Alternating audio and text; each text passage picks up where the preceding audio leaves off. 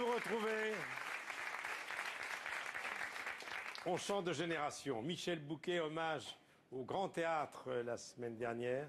Et là, le plus jeune invité de l'histoire de Vivement Dimanche. Il n'a que 24 ans. On a l'impression qu'il a déjà toute une carrière derrière lui.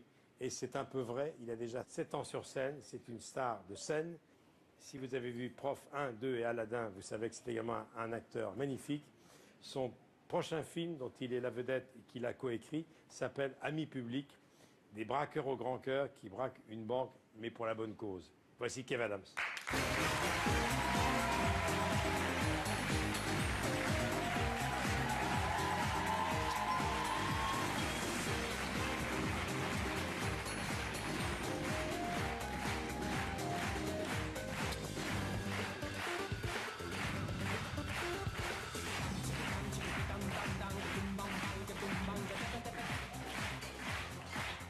Nous allons passer tout un dimanche avec ce petit bonhomme. Regardez la bouille qu'il avait quand il était gamin.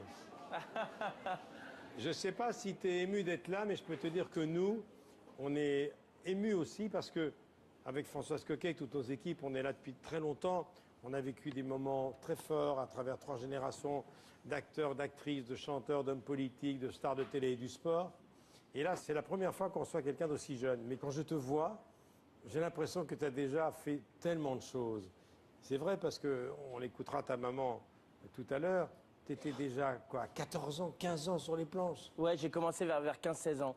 Mais malgré tout ça et malgré toutes ces dernières années qui ont été absolument incroyables, merci beaucoup de me recevoir, Michel. C'est un vrai rêve de môme que d'avoir mon Vivement Dimanche. C'est un vrai rêve de môme que de passer un dimanche avec vous. Donc voilà, merci infiniment de me recevoir. Merci à vous, à vos équipes. Et merci au public d'être là. Je suis heureux de passer ce dimanche avec vous. Alors, tu connais la formule. On va revoir pendant 1h30 les grands moments que tu as déjà vécus dans ta jeune carrière. On s'aperçoit que tu n'as pas arrêté. Ta maman, que j'ai rencontrée il y a quelques jours, qui m'a beaucoup parlé de toi, m'a dit que finalement, tu n'arrêtes pas de travailler. C'est grâce à elle, et c'est important de le préciser, et c'est important de le dire aussi pour tous les jeunes qui nous regardent et qui parfois peuvent être un peu en guéguerre avec les parents. Moi, c'est grâce à elle si j'en suis là aujourd'hui, en grande partie pour une simple et bonne raison, c'est quand j'ai eu 18-19 ans, je lui ai dit, écoute, j'ai envie d'arrêter l'école, la fac, j'ai envie de me consacrer à ma passion. Et elle m'a juste dit une chose, elle m'a dit, écoute, moi je pars travailler le matin à 7h, je rentre le soir à 19h, il est hors de question que je vois quelqu'un traîner sur un canapé toute la journée, comme Michel Drucker. Ne dis rien parce que le canapé, ça peut avoir du bon. Et du coup, elle m'a dit, si je pars travailler, tu pars travailler. Et ça a été une phrase qui a été marquante et je pense que ça a été une phrase qui a été importante aussi dans ma vie. Parce qu'à partir de ce moment-là, je me suis dit, effectivement, si elle part se démener pour qu'on ait tous à manger, à un moment donné, je dois faire la même chose si je décide de plus aller à l'école. Et c'est à partir de ce jour-là que j'ai commencé à aller effectivement dans les cafés, à observer les gens, à écrire mes premiers sketchs et le soir, à aller dans les scènes ouvertes pour jouer mes tout premiers sketchs. Donc voilà, merci maman, tout ça c'est grâce à toi. Alors maintenant, on va rentrer dans le vif du sujet. Amis publics, d'Édouard Pluvieux. C'est le nom du metteur en scène, c'est son premier long métrage, mais c'est un complice à toi depuis longtemps. Un film important, Édouard est un complice, avec lui que j'ai coécrit mes 2 premiers spectacles de scène, et c'est quelqu'un aussi qui a réalisé des épisodes de Soda, donc quelqu'un de qui je suis proche depuis plusieurs années. Et ce film-là, c'est le début, mais en même temps l'aboutissement de quelque chose, et entre nous et entre tout le reste de l'équipe du film. C'est un film important, un film qui a été un combat à tous les sens du terme, un combat oui, parce que tous les producteurs qui t'ont fait confiance sur Prof 1, Prof 2, ils auraient volontiers fait Prof 3, hein. Ils auraient volontiers fait Prof 4 même. Ou Aladdin 2, effectivement, tout de suite, bien sûr. Et c'est des projets qui auraient été certainement très bien. Mais c'est vrai que pour une fois, j'avais envie de défendre une cause qui m'est chère, qui est celle des enfants qui souffrent de maladies. Et ce film-là fait ça avec beaucoup d'humour. Et j'avais envie de faire passer ce message par le rire et pas par le drame. Souvent, les journalistes me disent, mais alors, à quand votre Ciao Pantin? Quand est-ce que vous allez être sombre et dark dans un film? Pour être très honnête avec vous, j'en ai pas envie. J'ai envie de continuer à faire passer du rire, à faire passer de la bonne humeur au cinéma. Mais si en plus on peut amener des petits messages et mettre le point sur des choses qui comptent, je trouve aujourd'hui, eh ben, la comédie prend tout son sens. Je fais le pitch. Tu fais le pitch? Léo, vous faites le pitch? Léo, c'est toi, Kev. Il est fou de tristesse de voir que son frère, qui a plein de choses à vivre, a été contaminé après l'explosion d'une usine pétrochimique. C'est la référence à ZF de Toulouse. Et il a un cancer. Et donc il est en chimio. et son grand frère va décider de réaliser un de ses rêves. Il a été, lui, fasciné par tout le cinéma américain, par les films de Scorsese, bien sûr, par tous les films de braquage, Ocean's Eleven, Casino, tous ces cinémas, qui a inspiré toute une génération aussi. Il y a des références à ces films dans le film d'ailleurs. Beaucoup. Voilà, il rêve d'attaquer une banque, il dit on va faire ça avec les copains. Une fausse banque, on va tout imaginer pour le rendre heureux. Et puis finalement, ça va se faire, mais ça va se faire en vraie grandeur. Parce que parmi les saltimbanques et les branquignoles qu'il y a avec toi, il y a un chauffeur de taxi qui, lui, se trompe d'adresse. Il se trompe d'adresse. Et vous allez attaquer une vraie banque. Mais qui nous emmène dans la mauvaise banque, enfin, pas dans la banque où c'était prévu qu'on fasse le braquage pour réaliser son rêve. Et effectivement, de là va démarrer l'aventure des amis publics. C'est-à-dire qu'en fait, à la base, ils font ça juste pour réaliser le rêve d'un enfant. Et puis ce rêve d'enfant va finalement devenir une quête pour eux, une quête de vie, une quête de bonheur, une quête de rêve. Et surtout, et c'est ce qu'il y a dans ce film, et c'est ce qui me parle vraiment beaucoup, c'est ce message de jusqu'où êtes-vous êtes-vous prêt à aller par amour, par amitié, pour un ami? Parce que quand on est malade et qu'on rêve de braquer une banque, certains peuvent se dire il n'a rien à perdre. Mais quand on ne l'est pas, on peut avoir une famille, et braquer une banque aujourd'hui, je préfère le rappeler, c'est illégal en France. Parce que je vois des gens dans le public qui me regardent genre bon délire de braquer des banques, ça c'était bien ça. Donc forcément c'est aussi ça que ça raconte, l'amitié, l'amour qu'il peut y avoir dans une bande de copains, dans une bande d'amis. Et moi ça fait partie de ma vie, donc forcément ce film me parle beaucoup. Mais braquer une banque pour la bonne cause. Parce que l'argent est pour aider ceux qui en ont besoin, les malades, les hôpitaux, ceux qui sont défavorisés. Voici la bande-annonce et on reçoit toute l'équipe du film. Toute l'équipe va venir autour de son metteur en scène. Ça, c'est un beau cadeau que vous me faites, Michel. Voilà, ils sont tous là. Voilà, toute l'équipe d'amis publics, des braqueurs au grand cœur. Les Robins des banques. Les Robins des banques. D'Édouard Pluvieux. Alors, Vincent Elbaz, tête d'affiche avec toi dans le film. Paul Bartel, Chloé Koulou, John Ellet Jam, Majid Berila et Édouard Pluvieux. Ils sont tous là. Bravo!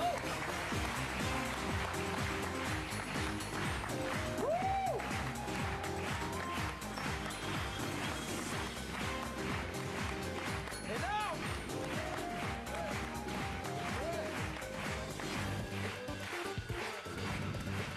Allez, gars! Bonjour, asseyez-vous. Vincent, il connaît la maison. Bonjour, asseyez-vous. Je suis très heureux. Bonjour, Chloé, asseyez-vous également. Alors, bonjour. Heureux de vous voir. Bonjour, Michel. Bonjour. Je suis très heureux d'être sur ce canapé avec cette équipe. Je pense que si on m'avait demandé de choisir parmi tous les films que j'ai fait dans ma jeune carrière, une équipe pour me rejoindre pour mon spécial Vivement Dimanche, j'aurais choisi celle-là parce qu'il y a des amis d'enfance et il n'y a que des gens que j'aime profondément et que des acteurs de grand talent. Et je suis très heureux d'être avec eux. Est-ce qu'on peut les applaudir quand même? Alors, je vous donne la parole d'abord à lui qui est un des héros du film. Hein. Alors c'est Paul qui joue mon petit frère. Le petit frère. Il joue mon petit frère, il joue un enfant malade, un rôle qui a été difficile et je te laisse en parler. Ouais, c'était un rôle hyper difficile à faire, complexe, avec plein de justesse à avoir. Et voilà, donc c'était un challenge hyper compliqué pour moi, de rentrer un peu dans la peau d'un enfant malade, de vivre un peu ce qu'ils vivent, et puis surtout de ne jamais oublier que dans le rôle que je fais, je suis malade, quoi. Il fallait vraiment que... Il y avait une ligne en fait à suivre tout le temps, c'est très difficile, mais j'ai vraiment adoré. Quel âge as-tu, Paul? 21 ans. Comment es-tu venu à ce métier? Je suis venu à ce métier très simplement, comme beaucoup de jeunes acteurs, en faisant du casting au début. Et voilà, tout simplement. Le metteur en scène. Alors c'est votre premier. Ouais. Et quelle mise en scène? Alors c'est vrai, vous avez réussi à faire un film extrêmement drôle, avec au départ quelque chose d'extrêmement touchant. Quelle était la difficulté pour vous? Je sais que beaucoup de gens trouvent que c'est un tournant pour Kev, ce qui est vrai, un tournant de l'acteur, Kev Adams, de ce qu'il a montré au cinéma. Mais pour moi, c'est le film, je trouve, qui ressemble le plus à ce qu'est Kev dans la vie.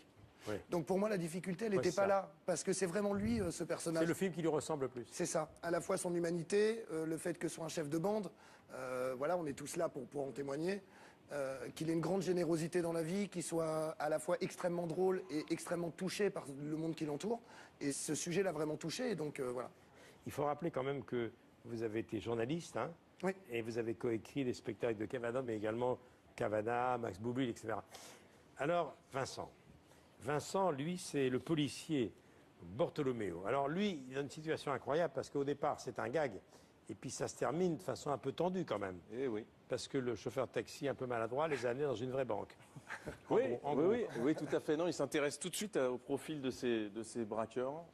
Il comprend tout de suite qu'il faut les sortir de là, qu'ils sont dans une spirale. Il ne faut pas que ça se termine Mais sa trop hiérarchie, tragiquement.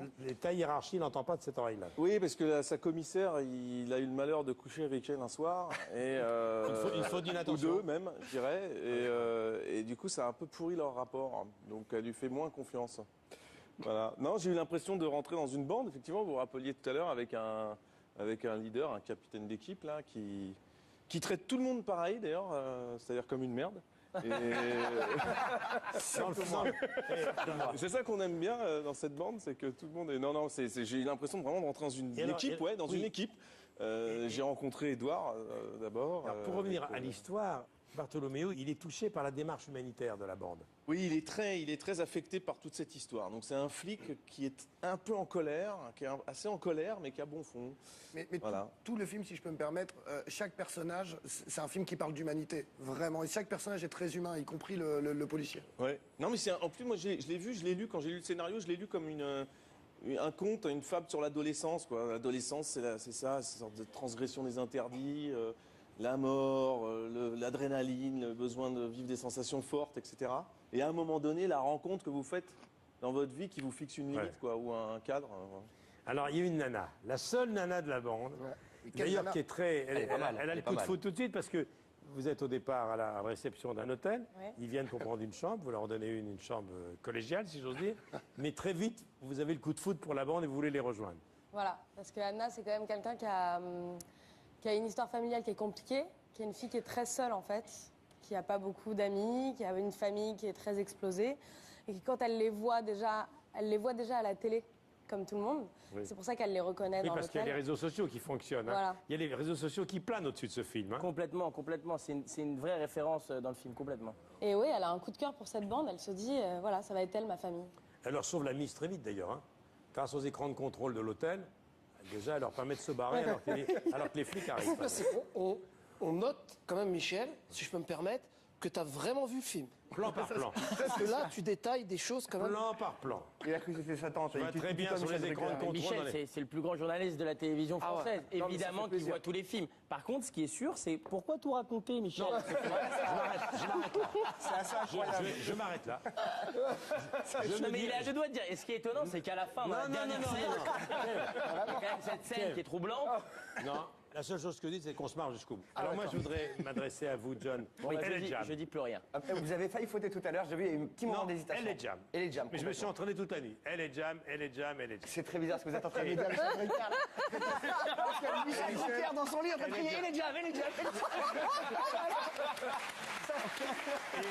très bizarre. C'est très bizarre. Alors, d'où ça vient, les jams?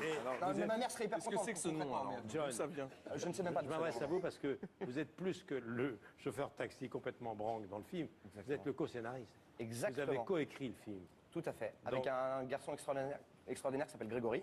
Oui. Et l'idée de ce film est venue il y a 2 ans, il y a un peu plus de 2 ans maintenant. On était en tournée avec Kev et avec Edouard, puisqu'on bossait ensemble. J'avais la chance de faire les premières parties de Kev en tournée. Et on était dans un soir ensemble, on sortait d'un show. L'idée m'est venue, puisque un truc qui me symbolise et qui me caractérise vraiment, c'est l'amitié et la folie qui peut entourer l'amitié et l'amour. Et j'ai l'idée de ces 4 potes qui réalisent un acte extraordinaire pour un ami à eux qui malheureusement traverse une période plus que difficile. Donc c'est vraiment une histoire de copains. votre Oui, roman. et c'est une histoire de famille depuis le départ, c'est une histoire de c'est famille ça. Michel. Tout comme on le dit dans le film, enfin les spectateurs le verront, tout ça c'est une histoire de famille. Absolument. Alors j'ai gardé pour la fin le plus élégant.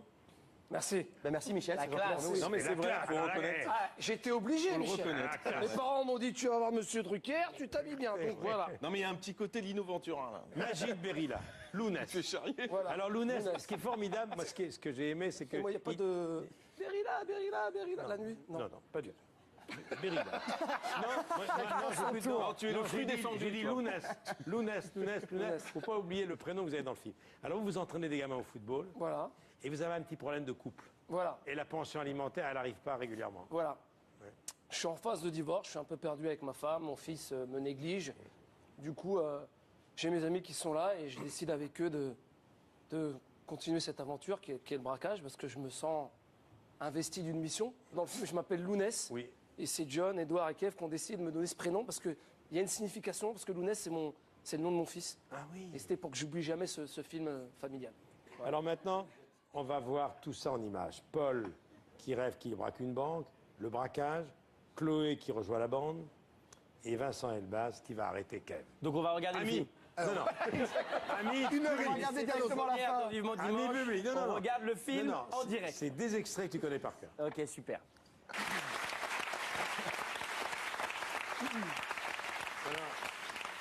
Édouard Pluvieux, Oui, Michel. j'ai noté le nombre de références au cinéma que j'aime comme vous. Il y a une référence à De Niro. Oui. Il y a référence à EC 117, Ocean's 11, Scorsese, Coppola. Bien sûr. C'est tout ce que vous aimez, ça. Tout ce que j'aime. Et aussi le cinéma des années 90 français avec lequel j'ai grandi, comme, je sais pas, Association de malfaiteurs ou ce Bien genre de sûr, film. tout à fait. La scène du coffre, d'ailleurs, m'a été inspirée par ça, par Association de malfaiteurs. Paul, tu es donc le plus jeune de la bande, toi. Ouais, je suis le cadet. Mais maintenant, je me souviens de toi.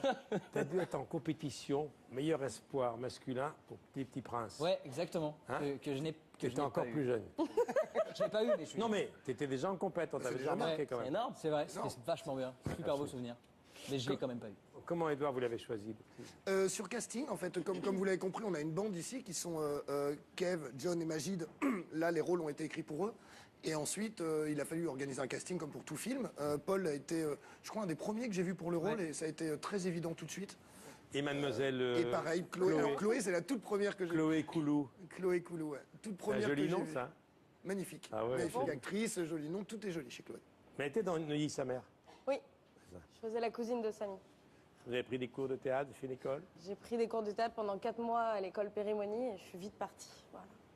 Vous étiez dans un film face à Karine Viard. La tête de maman. Voilà, c'est Ouais, ça. la c'était il y a tête de 10 maman. ans déjà. Karine Tardieu. Très bien. C'était de Karine Tardieu. ouais. Très bien. Alors maintenant, je vais vous Ah, présenter... très belle photo d'ailleurs, Michel. hein. J'aimerais qu'on la souligne. On est sur une super photo, Je l'ai quand pas même. dit par hasard. Elle Tout de est- suite, t'as vu la vitesse d'intervention de la régie. Tac. Non, mais elle est toute mignonne dans ce film. Chloé est toute jeune, 15 ans. C'était il y a 10 ans. Ah Je me suis bonifiée, on va dire. j'espère. Premier rôle. T'es dans tous les plans du film. Oui. Alors, à côté de vous, une dame qui a un rôle très important Ma grand-mère, vous a ouais. rejoint. Une dame très très Elle importante. s'appelle Muriel Attab. Voilà.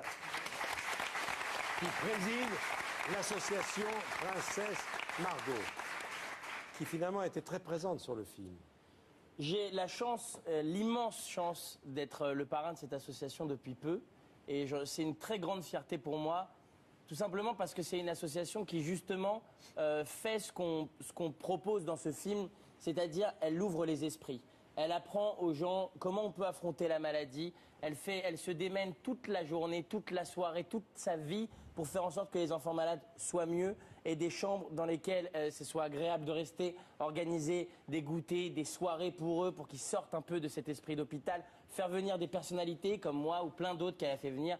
Muriel fait partie de ces gens qui consacrent leur vie entière pour ces enfants qui malheureusement souffrent d'une maladie trop injuste. Et ça fait partie des anges. Et j'aimerais qu'on l'applaudisse pour ce qu'elle est. Vraiment. Alors, chère Muriel, qu'est-ce qui a déclenché cette envie de créer cette association? Une raison personnelle peut-être? Oui, raison personnelle. J'étais maman de 3 enfants, maman au foyer. Et puis un jour, voilà, ça tombe dessus, la maladie d'un enfant. Donc, de ma fille aînée, Margot, de Princesse Margot, qui à l'âge de 15 ans, on lui a décelé une tumeur au cerveau, appelée glioblastome.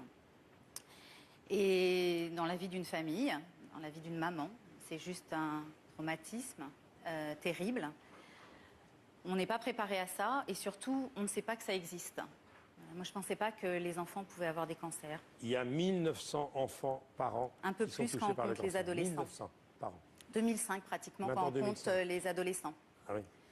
Et donc, on découvre les hôpitaux, les chimios, les radios, radiothérapie, et puis on découvre surtout la maladie d'un enfant qui ne va plus à l'école, qui perd ses cheveux, qui souffre. Et en tant que parent, c'est très très difficile à vivre parce que on se doit d'être fort et debout pour ses enfants. Donc, elle a lutté pendant 3 ans avec une force, une énergie juste incroyable. Toujours un sourire, toujours une force de se battre. Voilà. Et puis la maladie a récidivé. Et puis à l'âge de 18 ans, elle en est décédée. Elle s'appelait Margot, d'où l'association Princesse Margot. Voici l'adresse car c'est important, hein, l'adresse. Si je peux juste en dire un mot, Michel, et je veux pas être trop long, mais c'est important vraiment d'appuyer là-dessus. Ce film, il a été fait en partie pour des gens comme Princesse Margot et grâce à des gens comme Princesse Margot. La force de Muriel, et c'est important de le dire, elle ne le dira pas elle-même tant elle est humble, mais depuis le départ trop soudain de sa fille, elle est restée debout. Et c'est quand même extraordinaire, je veux dire, de vivre une souffrance pareille et de continuer à garder la même rage de guérir des enfants aux quatre coins de la France, de continuer à faire en sorte que les mômes se soignent, qu'ils aient une autre horizon que l'hôpital et qu'ils aient encore des rêves et qu'ils aient encore le sourire. Cette femme devrait être présidente. Elle est extraordinaire. Voilà, je le dis. Bravo à elle. Et ce film est également pour ses enfants. Et ce film qu'on a montré évidemment à Muriel, qu'on a montré à l'association, et je tiens à dire d'ailleurs que l'association est partenaire du film, qu'on l'a fait avec eux main dans la main parce qu'on voulait aussi être juste sur le sujet des enfants malades. On peut applaudir tous les enfants de Princesse Margot, tous les bénévoles qui sont venus nous voir. Les bénévoles qui sont là. Princesse Margot, www.princessemargot.fr pour les aider. Et vraiment, j'aimerais mettre la lumière sur cette association et j'aimerais dire que ce film, on l'a fait pour eux, on l'a fait pour tous ces mômes qui se battent chaque jour, qui sont d'une positivité, qui ont toujours le sourire, qui ont toujours envie de se battre, qui ont une envie d'avenir, une envie de rêve. Et c'est grâce à des gens comme Muriel, c'est grâce à des gens comme Princesse Margot. Merci d'être là et on espère que ce film va vous aider aussi à changer la vie de l'association et à changer la vie de nombreux enfants. Vraiment. Merci. Merci beaucoup, madame. Encore un mot. Tu veux dire un mot de l'association Les Blouses Roses? Oui, on a parlé de Princesse Margot, qui est évidemment notre, j'allais dire partenaire. On est main dans la main sur ce film, mais les Blues Roses nous ont beaucoup aidés également. C'est une association extraordinaire qui aide aussi beaucoup les enfants et les adolescents malades. Ils nous ont beaucoup aidés sur le tournage à Lyon. Ils nous ont permis de rencontrer beaucoup d'enfants à la clinique de Lyon quand on tournait le film. Et c'est vrai que ça nous a beaucoup aidés parce qu'il y a certaines vannes dans le film, pour être très honnête avec vous, Michel, où on ne savait pas si ça passait parce qu'on rit de la maladie dans ce film. Oui. Et c'est important de le préciser, je le dis tant que toute l'équipe est là, on rit de la maladie mais on ne s'en moque pas. Pourquoi est-ce qu'on en rit? Parce que quand on ne rit pas de la maladie, alors elle prend de l'importance. Et moi j'ai appris ça au contact de gens comme Muriel, j'ai appris ça au contact de gens comme les Blues Roses. Au début, quand je rentrais dans la chambre d'une enfant malade qui n'a pas de cheveux, j'étais extrêmement gêné. Je ne savais pas quoi dire ni quoi faire. Et du coup, tout prenait une proportion gigantesque. Aujourd'hui, je l'ai fait très récemment, j'ai été voir une petite fille et elle n'avait pas de cheveux, je lui ai dit « Ah là, ça doit faire un bout de temps que tu n'as pas été chez le coiffeur ». Elle était morte de rire. C'est pas parce que c'est la meilleure vanne, parce que d'un coup, il y a un rire exultoire. Il y a un rire de « la maladie n'est qu'un détail ». C'est comme si demain, vous avez un bouton sur la joue. Michel, je vais vous dire, vous avez un bouton sur la joue, on va se marrer 2 secondes, on va passer à autre chose. Là, c'est la même chose. Il est important de rendre la maladie ce qu'elle est, c'est-à-dire un détail. Il faut qu'on... Et le regard des gens sur les malades. C'est ça qui est dit dans le... C'est pour le handicap. Le succès d'Intouchable, c'est aussi l'humour dans le film. Hein. Il faut en on en a rire, parlé avec Omar. Et je demande aussi aux enfants, je termine une seconde, excuse-moi Edouard, je parle beaucoup, mais c'est vraiment un sujet qui me tient à cœur. J'aimerais dire aussi, s'il y a des jeunes qui m'écoutent, il y a beaucoup de gens qui m'ont dit « Kev, fais pas ce film, les jeunes ne vont pas aller voir ce film, ils n'ont pas envie de te voir là-dedans ». On a pris ce risque, c'est pas pour rien. Ce film s'adresse avant tout aux jeunes. J'aimerais que les jeunes aillent voir ce film et comprennent ce que c'est que la maladie et se disent « Putain, mais la prochaine fois qu'on va croiser un môme qui est malade, qui est en chaise roulante, qui a des tuyaux dans le nez, on va pas tourner la tête. On va lui dire t'es notre ami public et on est tous ensemble. » Voilà, c'est important. Edouard. C'est ça. Ce que dit Kev est fondamental. C'est vraiment l'ADN de ce film. Et c'est grâce, moi je voulais remercier Muriel, parce que c'est grâce à elle et aux gens comme elle qu'on a appris qu'il fallait mettre que de la vie là-dedans. Dans la vie de Muriel, il n'y a que de la vie. Dans son travail, il n'y a que de la vie. Dans l'association, il n'y a que de la vie. Et dans le film aussi. Donnez, si vous le pouvez, s'il vous plaît, soit de l'argent, soit de votre temps, soit de vos sourires à l'association Princesse Margot, l'association Les Blues Roses. C'est important, ils ont besoin de vous, on compte sur vous, vraiment, c'est important. Merci à tous. L'actualité des uns et des autres.